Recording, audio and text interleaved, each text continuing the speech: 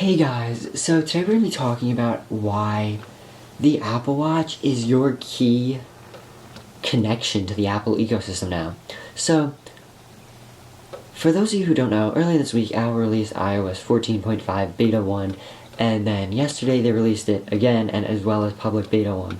And now this had a new feature called Unlock Your iPhone with your Apple Watch. So, let's talk about that. Okay, so with iOS 14.5, Apple is obviously adding new features to iOS 14, but they finally figured out a true solution to the whole you're wearing a mask but don't have Touch ID and have to enter in your passcode all the time with the newer iPhones that have Face ID in them. So if your iPhone detects that you are wearing a mask and your Apple Watch is connected and within range of it, it will use your Apple Watch to authenticate just like it does on your Mac. So if you are using your Mac, if you use your Apple Watch to unlock your Mac right now, you know it's a pretty seamless experience. Like, you just basically wiggle the mouse, it says unlocking with Apple Watch, and it lets you right into your Mac, and it's great. And like, I kid you not, like, a friend of mine last summer was like, can't your watch just unlock your phone? Like, can't you just unlock it? And I was like, no, although that'd be really cool. And like, I don't like how it took Apple basically a year of being in a global pandemic to finally fix this or come up with a realistic solution, because a lot of iPhone users have Apple Watches and it's always with you and it's always unlocked, whereas your iPhone isn't because you're not always on your iPhone. And I don't know about you, but I don't walk around with my iPhone unlocked that anyone can get into my stuff. So when you try to unlock your iPhone with your face covered, your phone detects that and will send an alert to your Apple Watch, and if it detects that your Apple Watch is connected and paired and within a certain feet range and everything, it will let you right into your iPhone, and it'll say Ian's iPhone 12 Pro Max unlocked, and then you can also relock it, which is another cool thing. You can go and relock your iPhone, so if someone does get into it, you don't want to get into it, or if someone kind of flashes it in your face, and then goes on it, because they'll know it'll authenticate with your watch, you can actually just press a button on your watch and it'll lock it and lock them out of your iPhone, which I thought was so cool. Like, when I heard the news that Apple was allowing you to use your Apple Watch to unlock your iPhone, I was so excited, I almost fell out of my chair when I found out, because it's about time we got a true solution to maskless or mask Face ID, or as everyone's calling it now, Mask ID. So this is pretty cool that Apple's took an original approach to this, as there is no Touch ID fingerprint scanner in the iPhone, any iPhone, unless you have, obviously, an iPhone 8 or older that still has Touch ID, which, personally, I've not used Touch ID in a while, and I don't know if I would miss it. Well, actually, I have not used Touch ID in a home button in a while.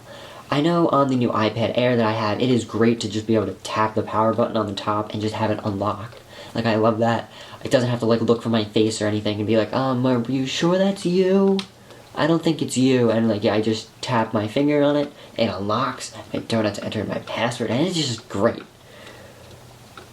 But, now we've gotten into a world where we rely so much on biometrics that by obstructing the biometric, essentially, authentication, by covering half of our faces, it's a problem. Now, I have made a video in the past about how you could get it to work with a mask, although it is hit and miss. I've had my experiences. I literally look like I'm taking a selfie of myself as I have to, move around, swipe up, and then, get closer to it and, readjust my face. And it's just so annoying to have to do that, because if I want to get into my phone, I shouldn't have to, be playing a game with myself and be like, oh, we got it. And then be able to go and use my phone. That's not what it should be. And, even when I'm out in public, sometimes I do leave my phone unlocked in my hand, just on my home screen or one of my pages. And because it's annoying to have to, swipe and then fiddle with it. But Apple, they pulled through, which, honestly, no one actually saw this coming. There was no leaks or rumors about this, which I do find a little bizarre that there were no leaks and rumors about it, because we are hearing about Touch ID returning to the iPhone 12s series. They will not be called the iPhone 13, they're saying, because 13 is known as an unlucky number, which, personally, I understand. And also Apple usually does an S upgrade after a redesign, kind of like the 12, with the slimmer sides, the newer camera layout, or the new camera system and LiDAR. So I think we would be expecting an iPhone 12s anyways, and also it's expected to be portless, at least the Pro Max, or the higher end Pro versions are, which is why MagSafe is going to be the future. And I was going to say, I'm excited for it. I'm excited to see the connection that Apple has made with the Apple ecosystem. Like, my Apple Watch can unlock my phone, can unlock my Mac. Like, what's next? Can it unlock my car? I mean, it actually can unlock my car. If you have a car with car key, it can unlock your car. So, like, the Apple Watch can now do everything, which is so cool that your Apple Watch is the key to the Apple ecosystem, essentially, you could say.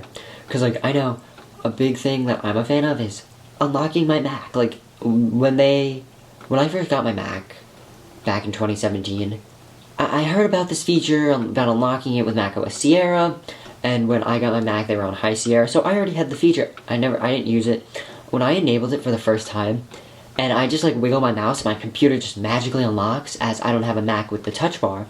It is so nice and so cool to just, like, be like, hi, like, and then you get a little alert on your Apple Watch saying, like, unlocked Ian's MacBook Pro. And now what I do like is you have to be very close to the Mac for it to work. Like, there have been times where I'll be out in school or something, and it's like, I don't know where your watch is, and I'm like, I'm a foot from you. So, like, I'll have to, like, hold my watch up to the screen, which I don't know if that actually does anything or not, or if it just takes time to find it, but I do that, and it's cool, and everyone's, like, amazed. They're like, whoa, how'd you do that? And, like, now, being able to unlock my iPhone with my Apple Watch is something I feel like we should have had for a while, because my iPhone can unlock my Apple Watch, but it can't go the other way around, which I find kind of odd. But now that it can, especially with the mask, and so many people have iPhone 10 or later devices with Face ID, that it's about time. Anyways, I'll talk to you guys in the next one. Peace.